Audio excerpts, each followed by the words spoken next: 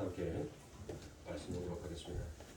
오늘 말씀은 로마서 5장 3절부터 5절의 말씀 중 오늘은 3절부터 5절의 말씀까지 같이 함께 공독하도록 하겠습니다. 로마서 5장 3절부터 5절의 말씀 다 찾으신 줄 알고 한 목소리로 함께 공독하도록 하겠습니다. 다만 이뿐 아니라 우리가 환난 중에도 즐거워하노니 이는 환난은 인내를, 인내는 연단을, 연단은 소망을 이루는 줄 알미로다. 소망이 우리를 부끄럽게 하지 아니하고 우리에게 주신 성령으로 말미암아 하나님의 사랑이 우리 마음의 부흥과 됨이니. 아멘.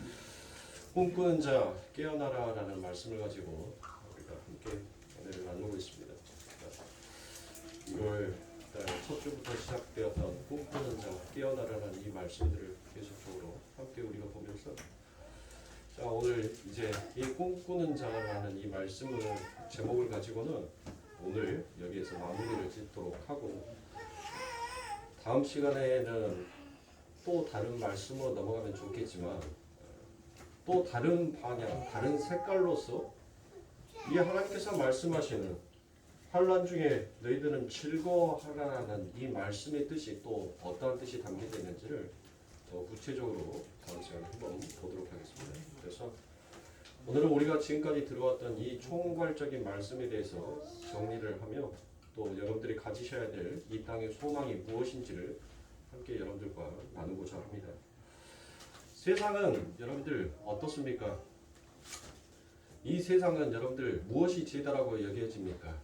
여러분들이 생각하셨을 때는 죄가 무엇이다라고 생각을 하세요?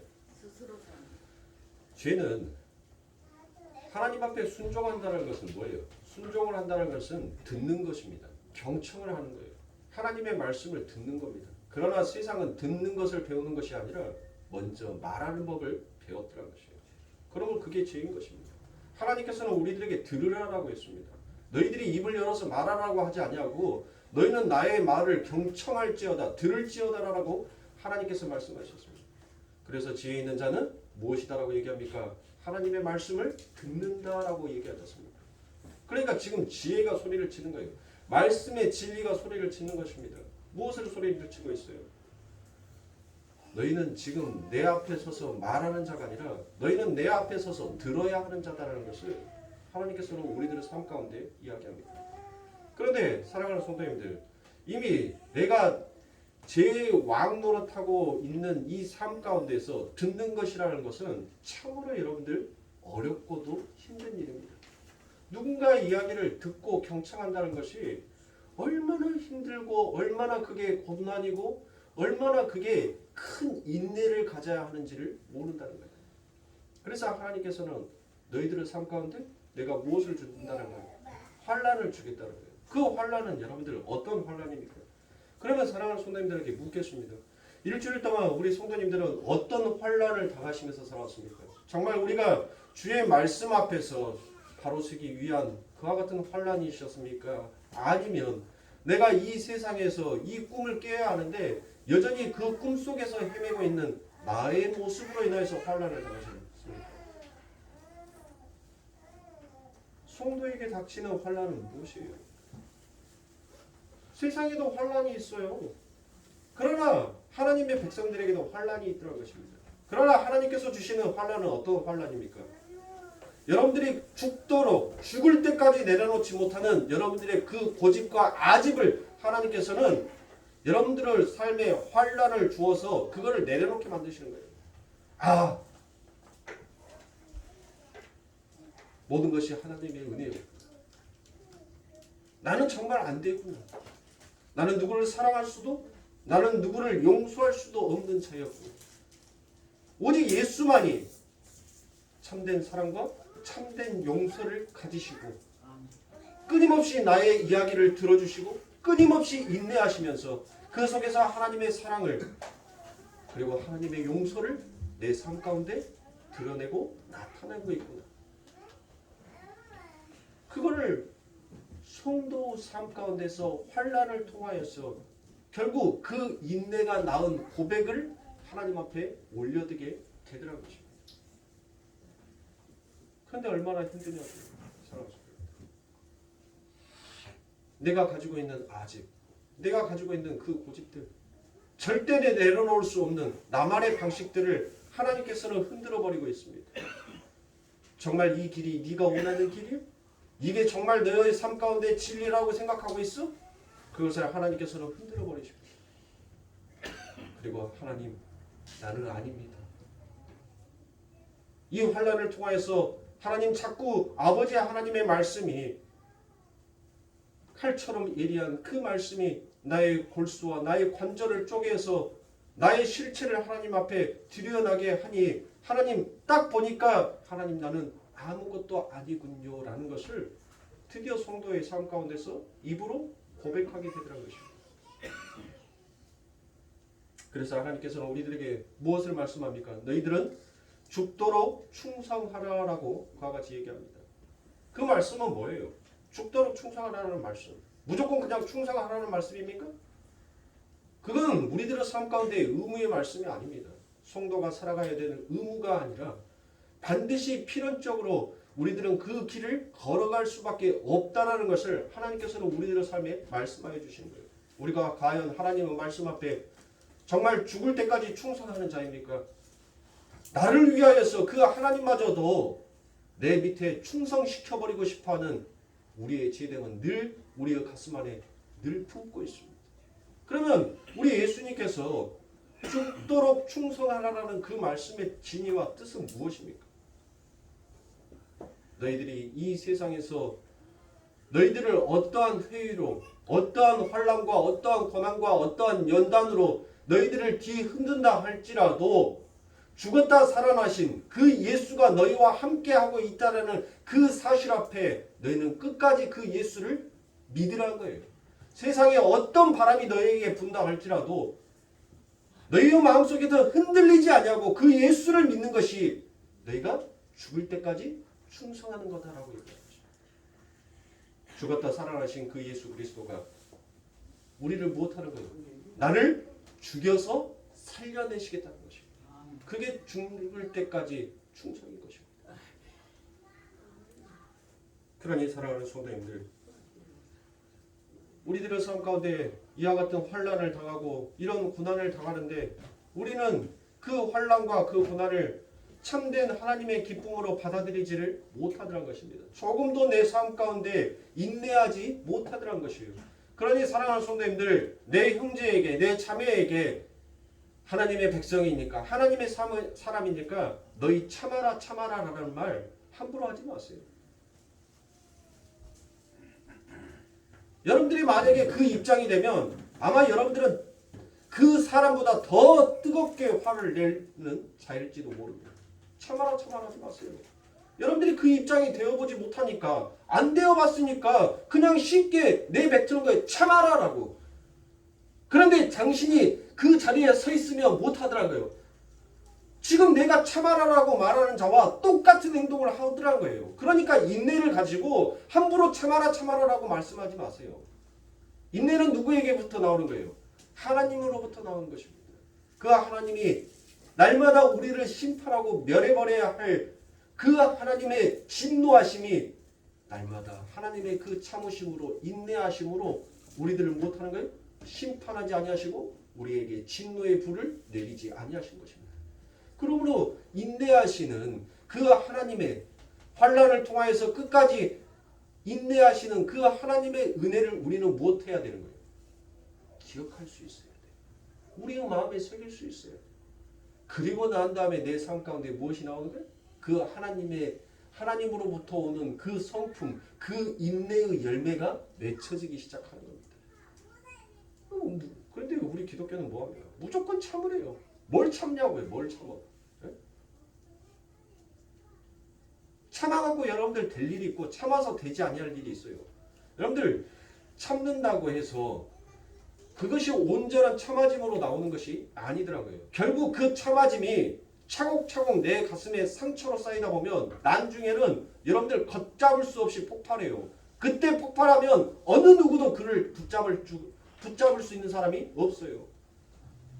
여러분들 화살을 보세요. 그 밑에서 마그마가 열심히 부글부글 끓고 있단 말이에요. 열심히 참았어요. 열심히 참다가 결국 나의 상처가, 나의 아픔이 팍 드러나고 나니까 그 안에 부글부글 거렸던 그 용암이 솟아서 나오잖아요. 분출돼 나오잖아요. 그 흘러나오는 그 용암을 누가 막을 수가 있습니까? 그러므로 우리는 그 형제에게 참아라 하기 전에 왜 저 형제가 저렇게 화를 냈을까? 그 입장을 먼저 생각한다면 우리는 그에게 쉽게 화살을 던지지 못하더라는 것이에요. 당연히 화낼 수 있다라고. 당연히 분노할 수 있다라고. 오히려 그를 인정해 주는 것이 무엇하는 거예요? 그를 잠잠하게 만드는 것입니다. 이게 하나님의 사랑이에요. 이게 하나님의 마음이란 말이에요. 하나님께서 우리들의 삶 가운데 너희에게 환난을 줄 것인데 그 환난을 내가 거두어 갈 것이다라는 말씀 안 했어요. 너희도 나와 똑같은 그 환난을 당하게 될 것이다라고 얘기했어요. 똑같은 길을 걸어가게 될 것이다라고 얘기했습니다. 그런데 하나님이 무엇해요? 나 말겨주지 않을 거라고 얘기합니다. 너희들은 그 삶 가운데 그것을 그대로 둘 거라고 얘기합니다. 그러나 그렇게 두는 것으로만 끝내는 것이 아니라 네가 그 환난을 견뎌낼 수 있게끔 인내인 하나님이 내가 너와 함께 동행한다는 것을 반드시 네 삶 가운데서 내가 드러내게 할 것이고 깨닫게 할 것이고 너희 입으로 실토하게 만들 것이라는 것을 하나님께서 말씀하신 거예요. 그러니까 예수 믿어가지고 만사형통 된다라는 그와 같은 새빨간 거짓말에 속아 넘어가지 마시란 말이에요. 잘못된 기독교의 진리이고 잘못된 기독교의 복음인 것입니다.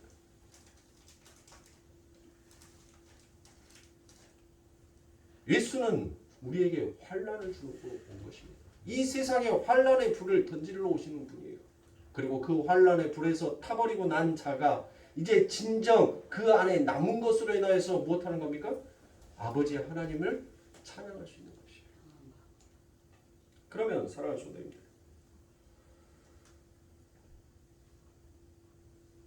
죽지 못하도록 하나님께서 우리의 길을 막아버리시고 그리고 하나님께서 원하시는 그 인내를 낳기까지 하나님은 우리를 계속적으로 끌고 가실 거란 말이에요. 그러면 도대체 인내가 뭐냐? 어떤 것이 인내냐고. 아니 참는 것도 아니라고 얘기를 했어요. 그러면 인내는 무엇이냐? 자, 그 인내가 무엇인지를 성경의 말씀을 가져다가 제가 여러분들에게 말씀드리도록 하겠습니다. 야고보서 5장 10절에 보니 이 인내가 무엇인지 아주 자세하게 기록이 되어 있습니다. 야고보서 5장 10절과 11절입니다. 형제들아 주의 이름으로 말한 선지자들로 고난과 오래 참음의 본을 삼으라. 보라 인내하는 자를 우리가 복되다 하나니 너희가 욥의 인내를 들었고라고 이와 같이 얘기합니다. 자, 아니 야고보서 5장 11절에 가니까 욥의 인내를 지금 이야기하고 있어요. 욥의 인내.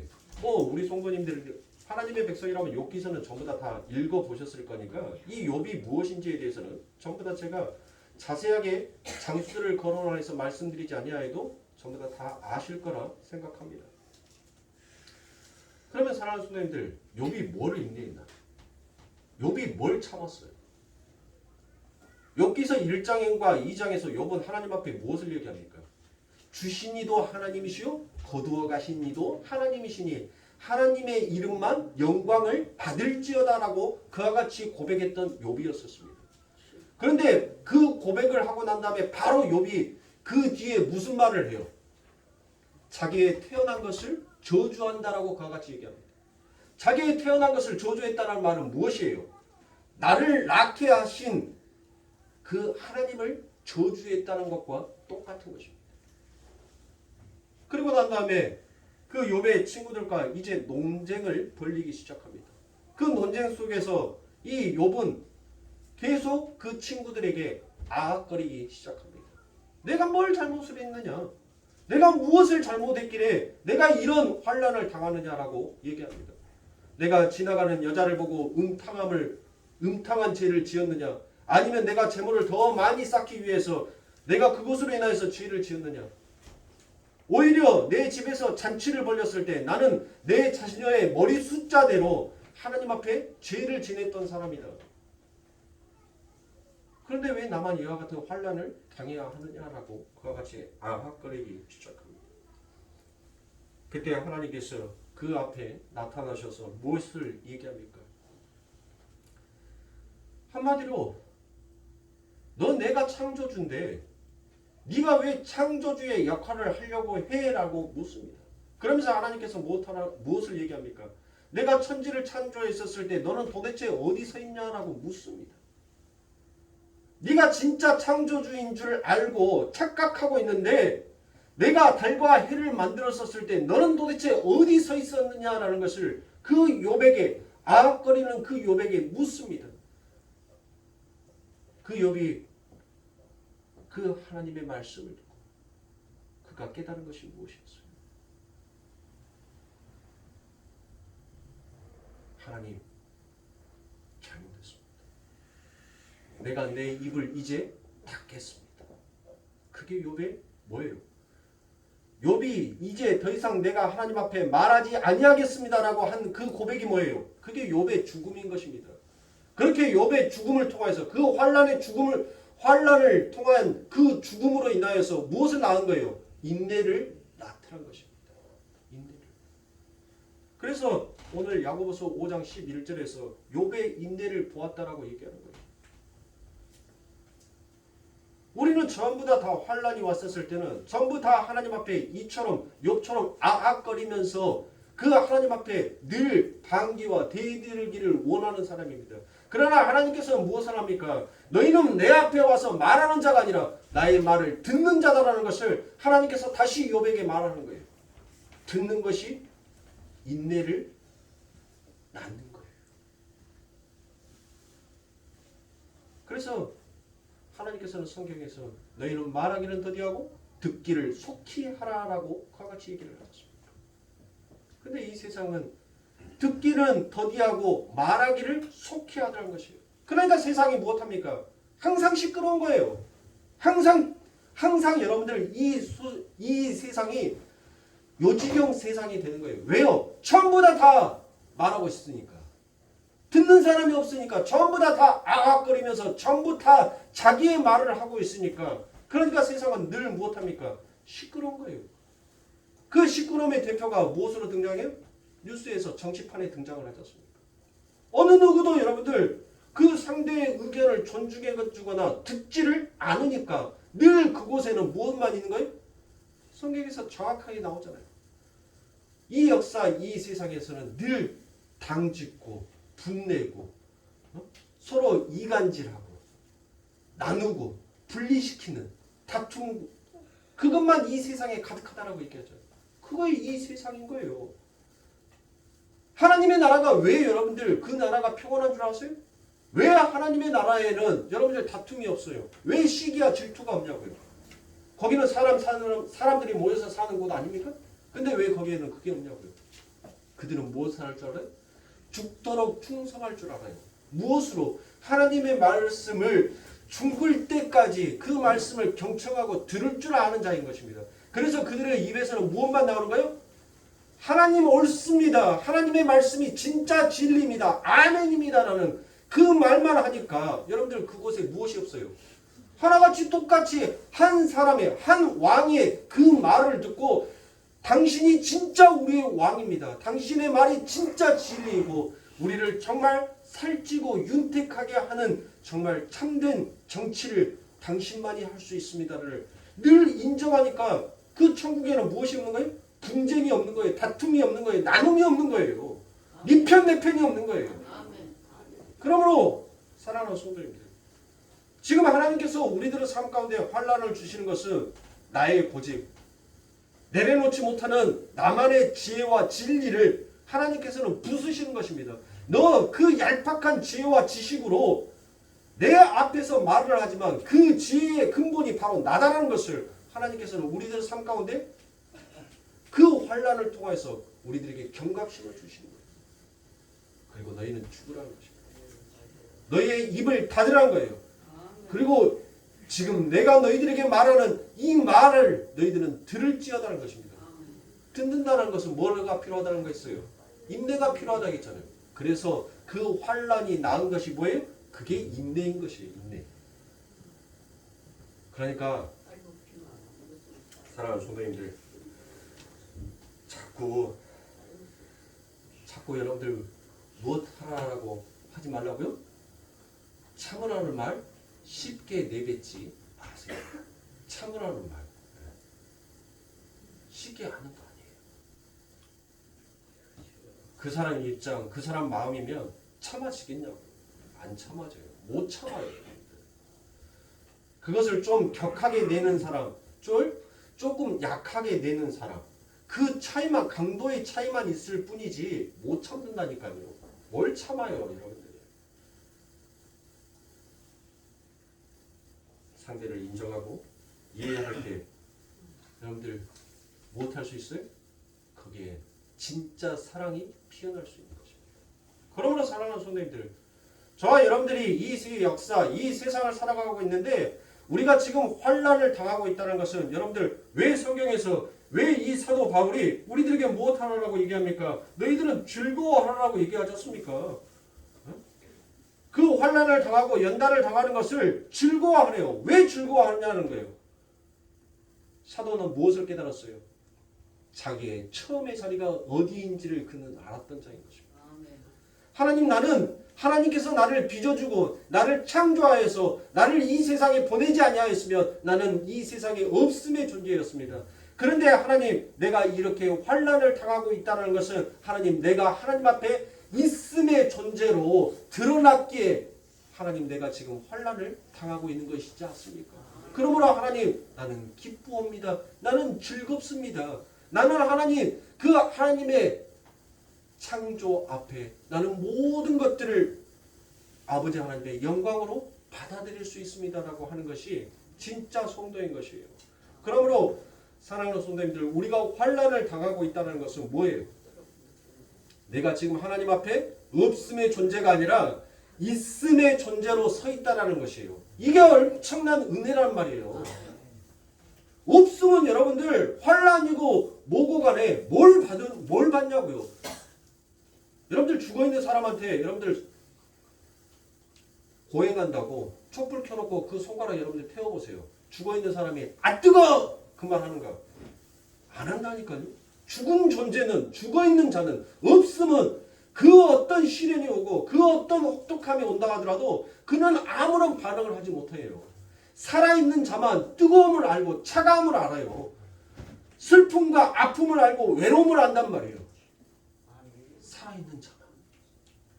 그러므로 사랑하는 성도님들, 저와 여러분들은 지금 우리들의 삶 가운데 이와 같이 하나님께서 환란을 허락하여 주심에 무엇할 줄 알아야 돼요? 하나님의 모든 것이 은혜로입니다라는 것을 알아야 돼요. 그렇게 하나님의 은혜를 아는 자만이 그 예수 그리스도와 무엇할 수 있어요? 그래요. 하나가 될 수 있는 거예요. 근데 우리로서는 방법이 없잖아요. 우리가 언제부터 환란을 당했습니까? 이게 하나님으로부터 오는 환란인지 내가 세상으로부터 당하는 환란인지 우리가 언제부터 구별했냐고요. 바로 그 예수 그리스도의 십자가의 보혈의 능력이 우리를 보듬어 버리심으로, 우리를 유니온 크라이스트에 해주심으로, 그분과 연합시켜 주심으로 이제 하나님께서 세상에 당하는 그 환란과 하나님으로부터 오는 환란이 무엇인지를 분별할 수 있는 이와 같은 은혜를 주신 것입니다. 그러므로 사랑하는 성도님들, 환란을 당하고 계십니까? 그러면 주님의 축복으로 찬송하십시오. 우리를 향하여서 인내하고 계신 그 하나님께서 반드시 우리들의 삶 가운데 무엇을 만들어내신다고요? 인내를 만들어내신 것입니다. 그래서 성도는 그런 은혜로서의 환란을 통과하면서 자기의 처음의 자리, 자기의 실체를 반드시 알아가게끔 되어 있습니다. 베드로전서 4장 1절부터 2절입니다. 그리스도께서 이미 육체의 고난을 받으셨으니라고 되어 있죠. 자, 예수님이 고난을 받으신 것을 지금 이야기합니다. 그리고 너희도 같은 마음으로 갑옷을 삼으라. 이는 육체의 고난을 받은 자가 죄를 그쳤음이라라고 그와 같이 얘기합니다.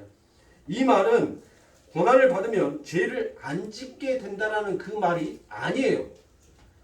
육체의 고난을 받으면 내가 왜 들켜야지? 이걸 고민하지 절대 죄를 안 짓는 쪽으로 가는 것이 아니더라는 것입니다. 그러니까 사랑하는 성도님들 보세요. 죄를 들키잖아요. 저는 TV에서 뭐 용감한 형사들, 용감한 형사들에 대해서 막 뭐 자기들이 뭐 체포한 거, 뭐 했던 것들을 이렇게 얘기를 해주는데 오히려 TV에서 더 교묘하게 범죄를 저지를 수 있는 방법을 가르쳐 주는 것 같아. 저는 좀 그렇습니다. 그런 내용들을 볼 때마다 아니 사람이 못 배우고 안 배우고 경험을 하지 않으면 그냥 자기 머릿속에 가지고 있는 한계치만 가지고 여러분들 해요. 그런데 자꾸 세상이 지혜다, 지식이다, 범죄를 예방한다는 차원에서 자꾸 그런 것들을 보여주는데 아 저렇게 하고 걸렸어? 그러면 여기에서 한 단계 더 업그레이드 시키면 안 걸리겠네? 그거를 깨닫더란 것이에요. 아 내가 이제 저렇게 하니까 죄가 들통이 났구나. 이제 나는 죄를 안 지어야 되겠구나가 아니라 어떻게 하면 더 교묘하게 이 죄를 안 들킬 수 있을까? 안 걸릴 수 있을까를 그거를 연구하는 것이 인간이라는 겁니다. 그게 사람의 실체라는 거예요. 지금 누가 얘기해요? 성경이 그렇게 얘기하고 있는 거예요. 제가 이윤석이가 얘기하는 것이 아니라 이윤석이는 세상에 프로그램 갖다가 예화로 여러분들에게 이해하기 쉽게 말하지만 성경은 지금 우리들에게 그것을 들추어내고 있는 것입니다. 그래서 이 말이 무슨 말인가 하면 육체의 고난을 받은 예수 그 앞에서 설명을 하잖아요. 무엇을 설명합니까? 그 예수가 육체의 고난을 받으셨다라고 설명을 하지요. 그리고 난 다음에 그 육체의 고난을 받으신 이가 너희의 죄를 없이 했다라는 그와 같은 뜻입니다. 그리고 이 받은 고난을 통과하면 죄를 안 짓는 게 아니라 무슨 고난을 통과하면 죄를 안 지어요. 네? 다 죄를 짓는단 말이에요. 근데 그 이후에 2절에서 무엇이다라고 얘기합니까? 그 후로는 다시 사람의 정욕을 쫓지 않고라고 얘기를 하죠. 자, 여기 나오잖아요. 그 후로는 사람이 자기 챙기기의 방법을 쫓지 않게 되고 왜요? 왜 그렇습니까? 그 예수 그리스도가 우리의 몸을 뭐 했다는 거예요? 우리의 몸을 사버렸다는 거예요. 호세아와 다말이 호세아가 그 다말 값도 칠 수 없는 그와 같은 늙어 빠진 창녀를 호세아가 뭘로? 은 30냥으로 가서 사버리잖아요. 노예 시장에서. 그러면 은 30에 샀다라는 이야기는 뭐예요? 그는 이제 누구의 노예가 됐다는 거예요? 그는 호세아의 노예가 되었다는 거예요. 그냥 우리가 이해하기 쉽게 그것이 전부 다 지금 예수를 가리키고 예수를 말하고 있는 거지만 지금 예수 그리스도가 당신의 보혈의 그 값으로 누구를 산 거예요? 우리를 샀잖아요. 우리를. 그러면 이제는 우리는 누구 거예요? 예수 거란 말이에요. 예수. 우리의 주인은 누구예요? 예수란 말이에요. 예수. 그러니까 그 예수가 우리를 몸을 사버려서 그 이후로는 내가 예수의 종이 아니라 마귀의 종이 되었을 때는 그 마귀가 원하는 것이 뭐였어요? 그 마귀가 원하는 것은 끊임없이 네 욕심을 채워봐. 그래서 열심히 달려. 쉼없이 달려. 너는 멈추면 죽어. 멈추면 뒤처지는 거야. 그래서 끊임없이 그 욕구와 욕망을 쫓아서 가게끔 만들었던 것이 마귀의 세상이었어요. 그런데 그 마귀의 노예 시장에서 우리 예수 그리스도께서 우리를 무엇했다는 거예요?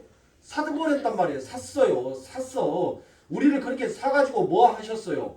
이제는 그것을 쫓는 자가 아니라 그 예수가 원하는 일, 그 예수가 즐거워하는 그 일만을 하게끔 만들어버리는 거예요. 왜요? 그 예수가 뭐를 시키는 거예요? 너는 가서 찬송해. 너는 가서 기도해. 너는 가서 네 자신을 부인해. 그 일만 자꾸 우리들에게 시키는 거예요. 누가? 주인이. 그러면 종은 뭐 해야 돼요? 따르는 게 종이잖아요. 하는 것이 종이에요. 지금 베드로전서 4장 1절과 2절에서 무슨 말을 하는 거예요? 요 말을 하는 거예요. 요 말을 너희 세상에 나가서 죄 안 짓는 거 그것이 아니라 너희는 세상에 나가서 더 교묘하게 안목의 정욕, 육신의 조교, 이생의 자랑으로 너희들은 더욱더 너희들을 감추려고 할 건데 이제는 너희의 주인이 바뀌어서 내가 그 모든 것들을 다 폭로시켜 버렸으니까 너희는 이제 그 삶 가운데서 벗어난 자다는 거예요. 더 이상 너희들 안에서 그것을 쫓아가는 자가 아니 되게끔 내가 너희들의 삶 가운데 그 명령의 체계를 바꾸어 버렸다는 것입니다. 이해가 되세요? 네. 그런데 전부 다 이 베드로전서 4장 1절과 2절 이뿐만이 아니라 성경의 모든 말씀을 전부 다 뭘로 가르치더란 거예요?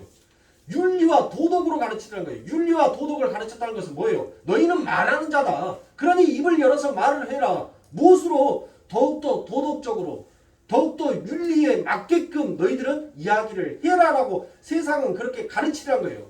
율법의 학자들이 율법주의자들이 예수의 이름을 가르치는 것이 아니라 그들이 세상에 나가서 말하는 법을 가르치더란 것이에요. 그러니까 하나님께서 못하는 겁니까? 아니다는 거예요. 이거 아니다. 이게 아니야. 이게 아니야 라는 거예요. 인간의 노력으로 인간의 열심으로 너희들이 그렇게 열심히 달려가 봤자 그것으로 구원받을 수가 없어라는 것을 하나님께서 친히 보이시기 위하여서 진짜 하나님 앞에 가는 길은 바로 자기 부인과 자기의 십자가를 짊어지는 것이 진짜 내 아버지와 하나님의 나라에 들어오는 참된 문이다라는 것을 그 예수 그리스도가 이 세상 가운데 와서 보이신 거예요. 그래서 예수 그리스도께서 무슨 말을 하셨어요? 나는 내 아버지가 나에게 시킨 것만 말하고 내게 말한 것만 너희들에게 말한다라고 그 예수가 말한 거잖아요. 그러니까 나는 이 세상에 와서 나는 말하는 자가 아니라 내 하늘의 아버지의 말을 듣는 자로 나는 이 세상에 왔다는 것을 보여주고 있다는 것입니다. 이게 기독교가 가는 참된 길이에요.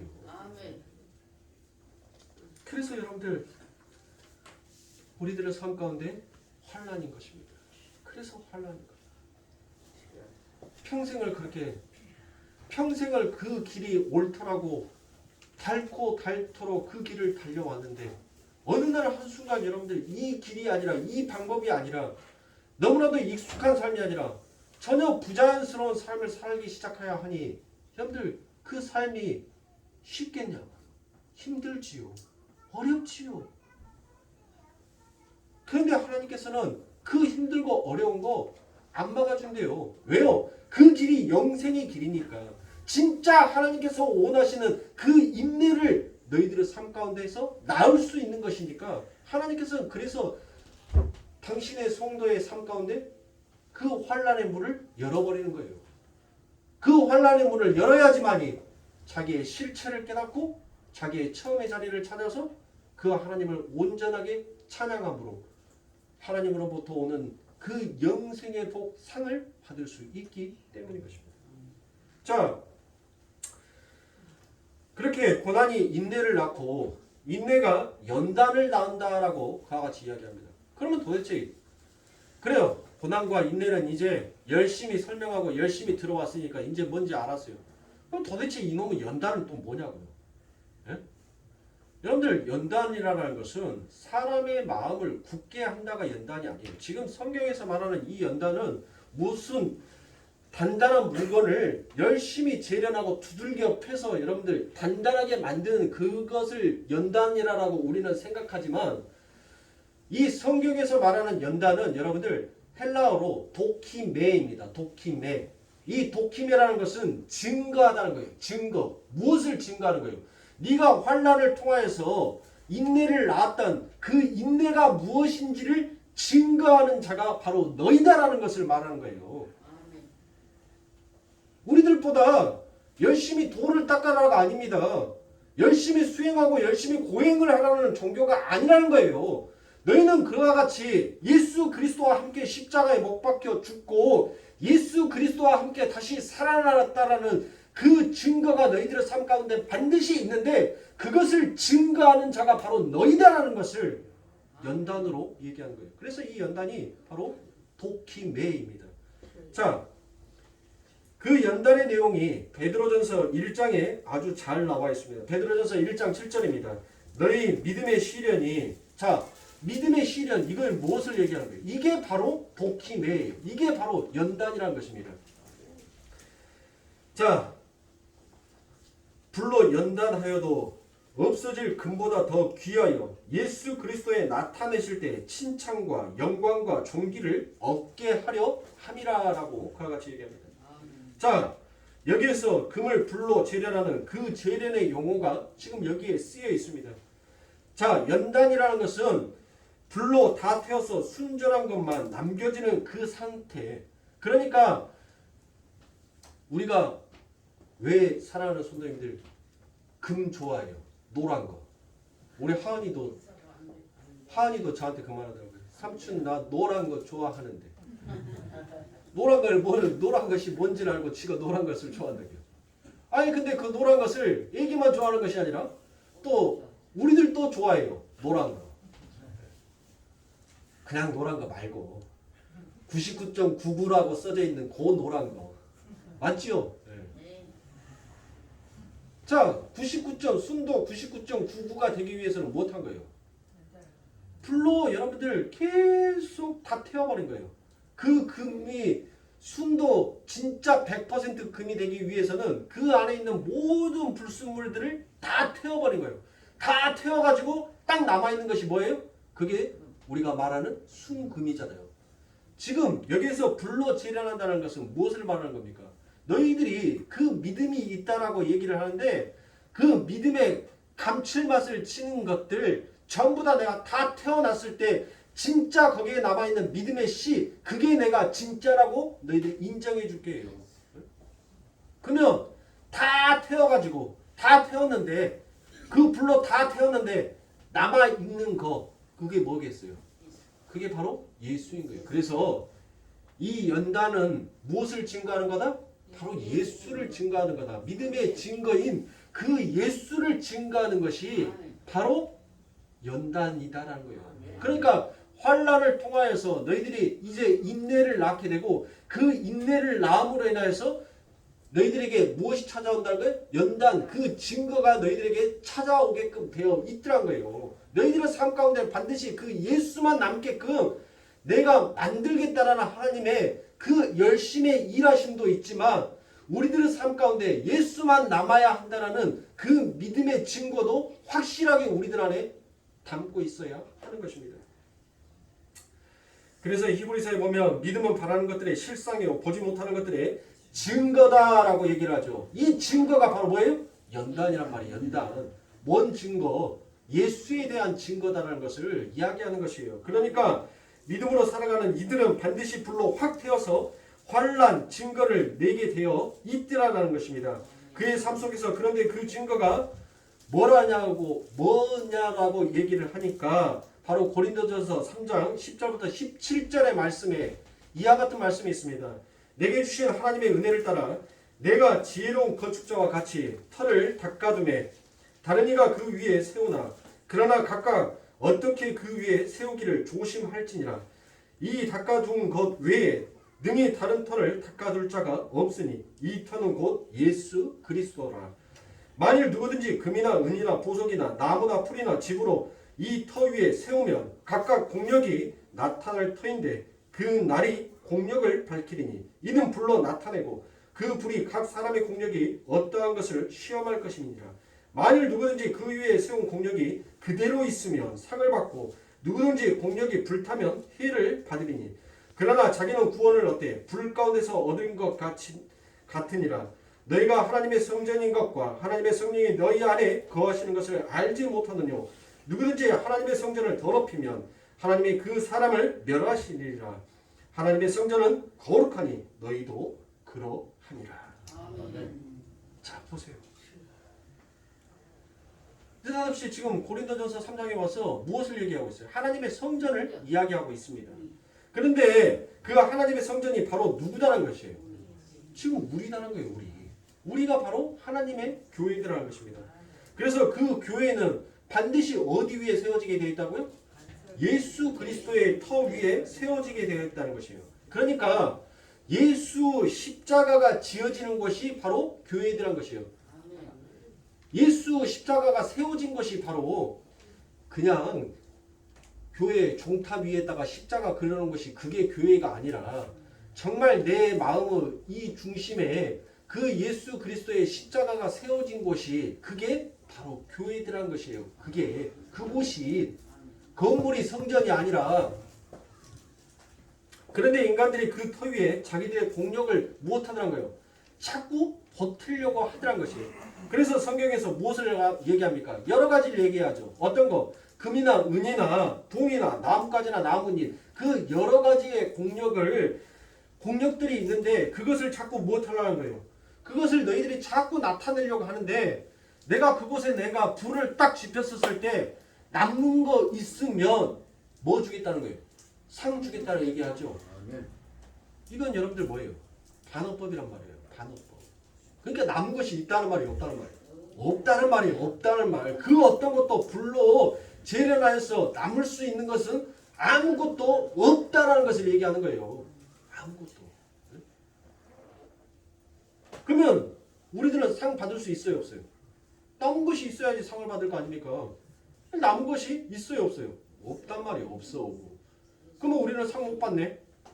그래서 하나님께서 우리들의 삶 가운데 우리들의 교회 그 위에 하나님께서 무엇을 세워버리신 거예요? 십자가를 세워버리신 거예요. 그래서 교회는 예수 그리스도의 터 위에 세워지는 자다라고 이야기하는 거예요. 그가 바로 교회인 것입니다. 그렇게 반석 위에 그렇게 예수 그리스도의 터 위에 세워진 자가 여러분들 무엇을 남기는 거예요? 다 불태워버렸을 때 그때 뭐만 남는 거예요? 그 반석만 남아있는 거예요. 그 반석. 내가 그 자에게는 무엇을 주겠다는 거예요? 상 준다고 하니까 여러분들 또 뭔 상을 바라세요? 네? 영생을 줄 거예요. 영생. 영생이라는 그 상을 우리들에게 주신다. 그러므로 사랑하는 성도님들, 나의 열심, 나의 노력들, 그것을 자꾸 여러분들 교회에 와서 자랑하려고 하면 안 돼요. 그걸 예수 앞에서 자꾸 드러내고 자랑하려고 하면 안 됩니다. 그건 다 불타 없어져 버릴 공력이랍니다. 그러므로 우리는 정말 교회는 무엇만을 찬양하는 거예요? 모든 것이 하나님의 은혜입니다라는 것을 그것을 고백하는 것이 진정한 교회라는 것을 말씀하는 거예요. 그것이 남는 증거예요. 우리들의 삶 가운데 여러분들이 헌금을 얼마큼 하든 여러분들 그거는 하나님이 몰라요. 인정해 줄 것 같아요? 눈 동그랗게 크게 뜨시고 뭔 소리요? 이거는 세상의 건물에 운영하는 운영의 돈이지 하나님께서 여러분들 그 돈 여러분들이 얼마 냈다고 너 그렇게 많이 냈어? 천만의 말씀이에요. 천만의 말씀. 네? 그런 것으로 하나님께서 우리들의 그 열심, 우리들의 노고 여러분들 그거 하나님께서 인정해 주는 것이 아니란 말이에요. 하나님은 전부 다 무엇만 보고 있어요? 예수만 보고 있는 거예요. 예수만. 여러분들의 마음 안에 남겨져 있는 그 예수. 그 예수가 여러분들이 그 예수가 드려지는 거 그것만 하나님께서 무엇하는 거예요? 보고 계시는 거예요. 그러니까 사랑하는 성도님들 헌금도 내가 드리는 헌금이면 여러분들 무엇하는 거예요? 그거는 썩어 없어질 불타버릴 거예요. 그러므로 우리는 헌금을 드리든 기도를 하든 찬송을 부르든 우리는 누구의 모습으로 해야 돼요? 예수의 모습으로 해야 되는 거예요. 헌금도 예수의 모습으로 해야 되는 거예요. 아낌없는 마음으로 계산하지 아니하는 마음으로 하나님 앞에 기도할 때 시간에 쫓기는 자로 기도하는 것이 아니라 하나님과 그 소통하고 대화하고 만나는 시간이 늘 즐거워하는 그 마음으로. 아멘. 내가 하면 자꾸 뭐예요? 계산하게 된다니까요. 내일 모레 설날인데 하나님 세 장은 이달에 조금 돈이 많이 나갈 때 세 장은 내가 조금 빼놓고 세 장만 드릴게. 다음 달에 하나님 내가 이자 쳐서 드릴게. 알았지? 이건 지금 누구한테 헌금한 거예요? 하나님 앞에 헌금한 거예요? 나한테 헌금한 거예요? 바로 그거란 말이에요. 정말 하나님의 은혜를 아는 자는 하나님 이 10개가 다 하나님 건데 이곳에서 하나님 또 추접하게 나는 하나님 이 세상에 살 것을 계산하고 하나님 여기에서 또 하나님 부끄러운 손으로 하나님 앞에 이렇게밖에 드리지 못하는 나를 하나님 용서해 주세요. 부끄러운 손입니다. 항상 하나님의 은혜를 안다라고 하면서도 항상 하나님 세상의 더러움 앞에서는 늘 하나님 내 것을 계산하는 여전히 내려놓지 못하는 저희옵니다. 이 마음으로 하나님 앞에 드리는 것이 크겠어요? 아니면 하나님 내가 이자 쳐서 다음 달에 더 많이 넣어줄게? 뭐 우리 하나님이 고리대금 업자입니까? 사채업자예요? 근데 세상은 다 그렇게 가더란 것이에요. 다 그렇게. 그런 헌금 하나님은 안 기뻐해요. 안 즐거워한단 말이에요. 우리 하나님이 돈이 없어서 우리 하나님이 좀 세상에 속된 말로 돈에 환장해서 그래서 매일 주마다 걷어지는 그 헌금에 눈이 돌아서 하나님께서는 지금 그거 쳐다보고 계시겠어요? 천만의 말씀이란 말이에요. 아니란 말이에요. 아니에요. 우리들이 작은 걸 하나님 앞에 드릴 때 네가 어떠한 마음, 어떠한 모습으로 내게 드리는지 너희의 중심을 보고 싶어하는 그 하나님을 사랑하는 손님들 우리는 기억하고 알아야 하는 것입니다. 그것이 바로 환난과 인내와 연단을 통하여서 나타나는 하나님에 대한 증거인 것입니다. 그러면 사랑하는 성도님들 여러분들의 공력을 드러내려고 하지 마세요. 우리는 전부 다 나는 죽은 자가 맞고 예수는 산 자가 맞습니다라는 것을 고백해야 합니다. 그래야지 그 살아계셔서 부활의 첫 열매가 되신 그 예수가 우리를 살려줄 수 있어요. 나는 죽은 자예요. 그 부활의 첫 열매 되신 그 예수가 나를 살려주시지 아니하면 나는 영원히 죽은 자란 말이에요. 그것을 이 역사는 바로 깨우치고 기독교는 바로 알고 가야 합니다. 그래서 하나님께서는 성전 측량의 사건을 자꾸 등장을 시켜서 하나님의 교회에게 말씀합니다. 그게 바로 어디입니까? 에스겔서 40장과 요한계시록 11장에 가면 하나님께서는 성전을 측량하신다라고 말씀합니다. 그래서 성전을 측량을 하시는데 에스겔서는 성전을 측량하는 자로 누가 나옵니까? 에스겔이 나오죠. 근데 그 에스겔을 무엇이다라고 부르는 거예요? 인자나라고 부르죠. 인자. 예? 그러면 지금 이 에스겔은 누구의 역할을 하고 있는 거예요? 예수 그리스도의 역할을 하고 있는 거란 말이에요. 그러면 그 인자, 그 예수 그리스도께서 오셔가지고 그 성전을 측량을 하시는데 어떻게 측량을 하신다는 거예요? 어떻게? 요한계시록 11장에 가면 하나님께서 지팡이와 같은 그 갈대를 주면서 성전을 측량하게끔 하죠. 그러니까 지팡이와 같은 갈대기는 뭐예요? 십자가란 말이에요. 십자가. 그 모세가 들고 다녔던 그 지팡이 위에 뭐가 달립니까? 뱀이 달리죠. 뱀. 응? 뱀이 달리잖아요. 그래서 그 지팡이를 보는 자마다 못한다라고 얘기를 했어요. 산다라고 얘기했잖아요.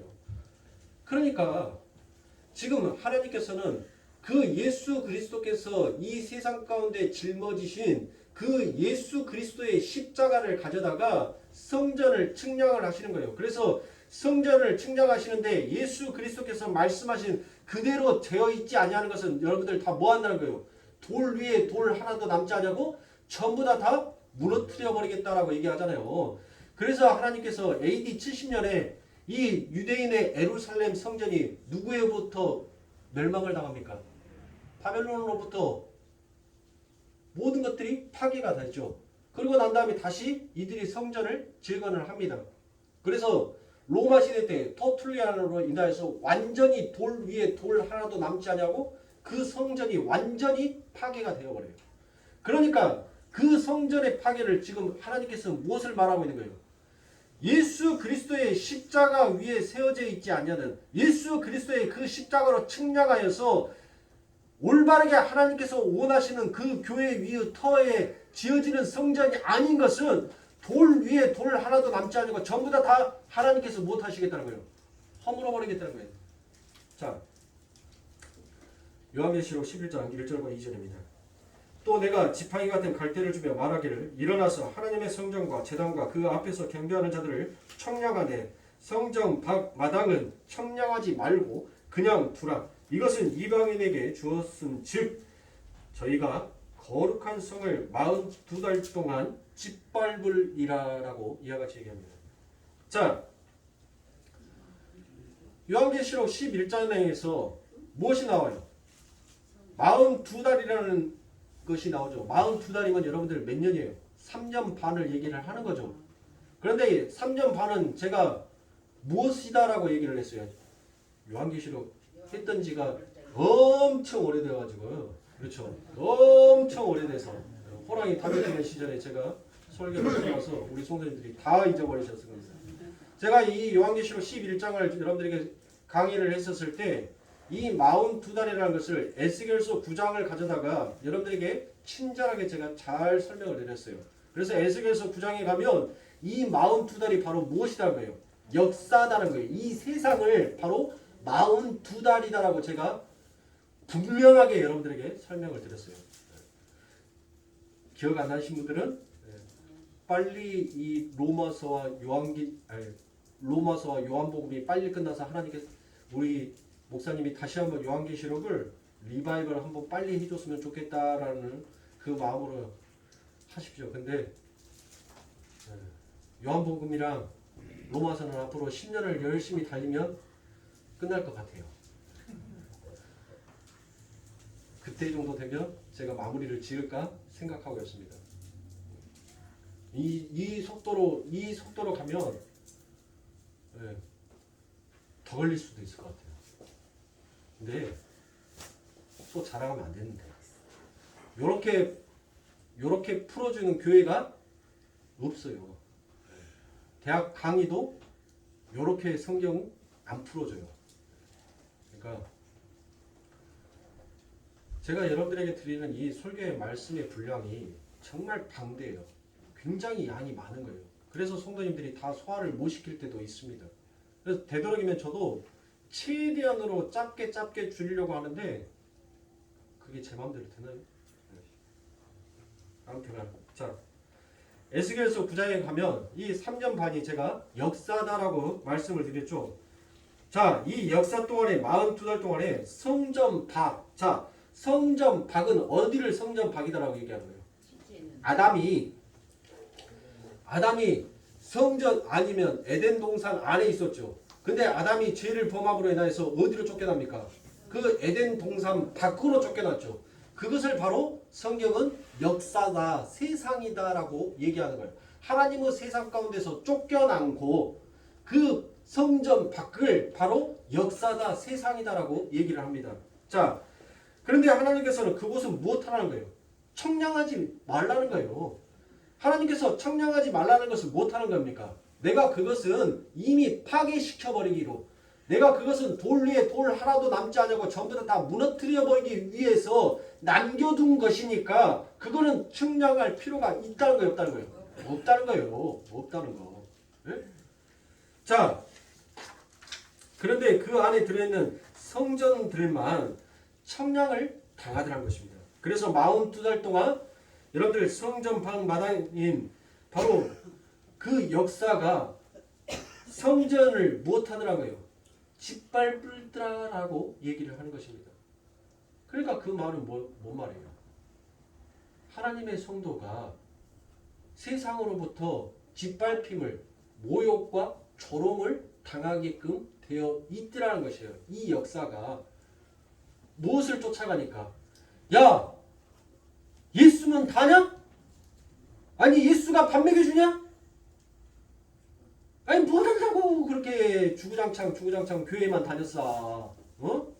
세상에 놀 거, 볼 거, 즐길 거, 먹을 거 얼마나 많은데 너는 왜 허군날 교회만 가? 교회에서 밥을 주냐 떡을 주냐? 밥 주고 떡 다 주는데. 근데 세상은 모르더라고요. 몰라요. 그러면서 자꾸 조롱을 해요.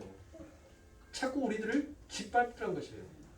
그런데 자꾸 짓밟힘을 당하고 자꾸 조롱을 받는데도 나는 무엇하더란 거예요. 네가 나를 조롱하든 나를 짓밟든 나는 내 안에 계신 예수가 좋아. 그게 바로 뭐예요? 그게 연단이란 말이에요. 그렇게 세상으로부터 하나님의 교회는 짓밟힘을 당하고 조롱을 당하는데 내 안에 계신 그 예수를 내 삶 가운데서 비워내고 버리지를 못하더란 것이에요. 그게 바로 예수 그리스도의 십자가가 남겨놓은 증거인 것입니다. 그러므로 사랑하는 성도님들, 저와 여러분들은 오직 예수 그리스도의 그 은혜에 우리들은 풍덩 빠져서 살아야 하는 자가 바로 성도다라는 것이에요. 세상에 요것 반 여러분들 술을 먹으려면 소주 먹었으면 끝까지 소주만 묵어요. 맥주 묵었으면 끝까지 맥주만 드셔요. 소주랑 맥주랑 같이 섞어서 먹으면 죽어요. 빨리 하늘나라 가고 싶은 사람들은 날마다 섞어서 드세요. 죽는다니까요. 간이 버티지를 못해요. 여러분들. 간이 싱싱해가지고 잘 버틸 것 같죠. 간처럼 미련한 게 없어요. 죽음의 소리가 바로 간이에요. 우리 몸에 있는. 네?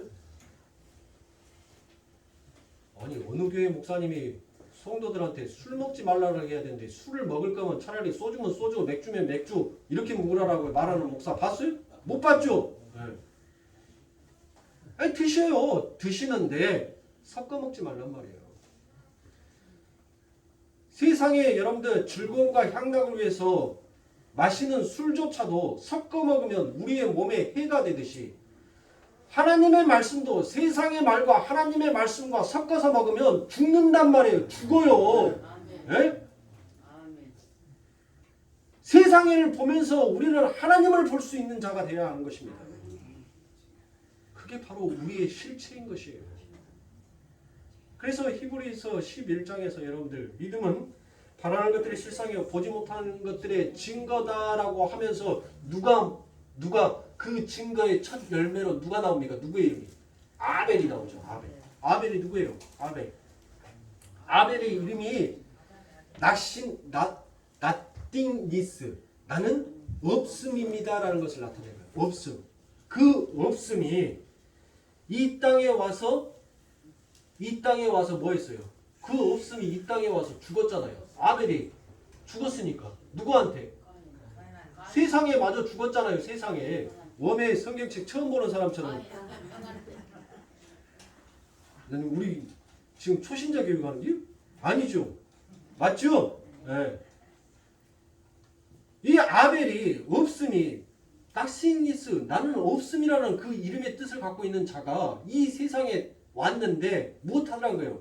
그 있음이다라고 자칭하는 자들에게 의해서 마저 죽더란 것이에요. 마저 죽어.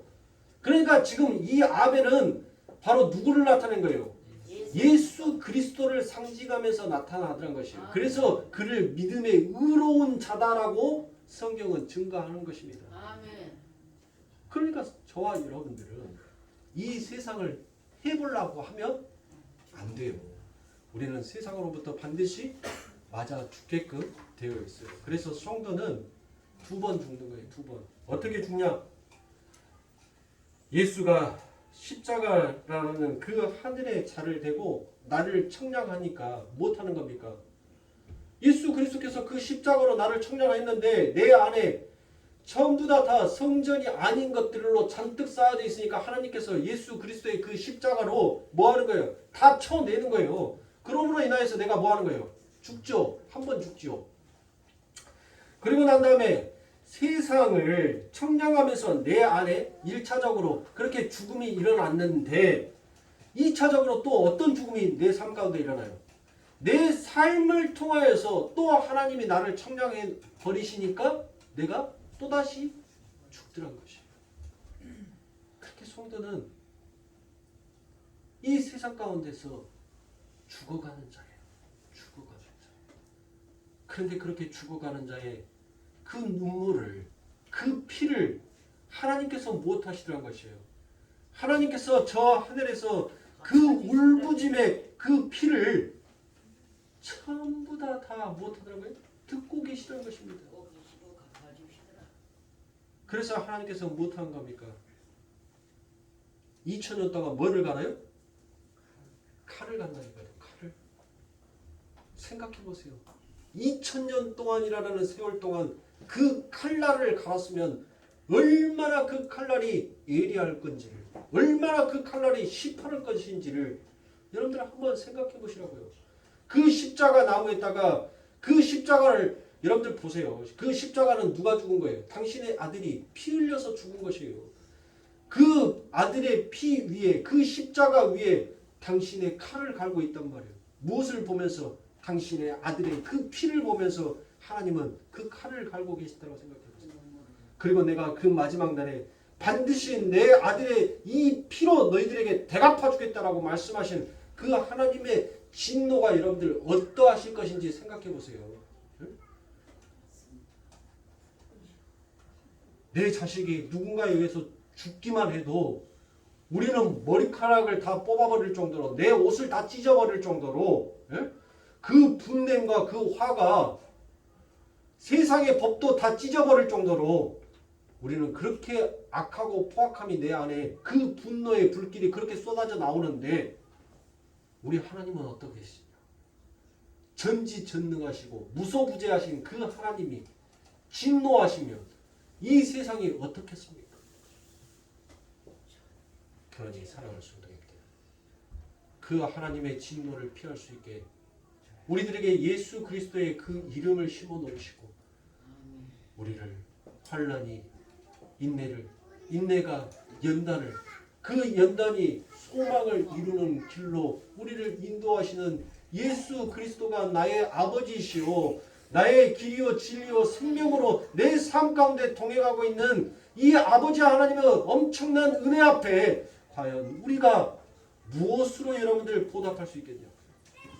그러므로 사랑하시는 분들, 사나 죽으나 사랑하는 성도님들, 이 세상의 꿈을 빨리 깨시고 그 아버지 하나님의 나라, 그 예수 그리스도를 여러분들의 삶 가운데 소망하시는 그 소망이 우리 사랑하는 거룩교회 성도님들은 이 살아가는 역사와 그 삶 가운데 깨어지고 나타나길 주님의 이름으로 축원합니다. 기도하겠습니다.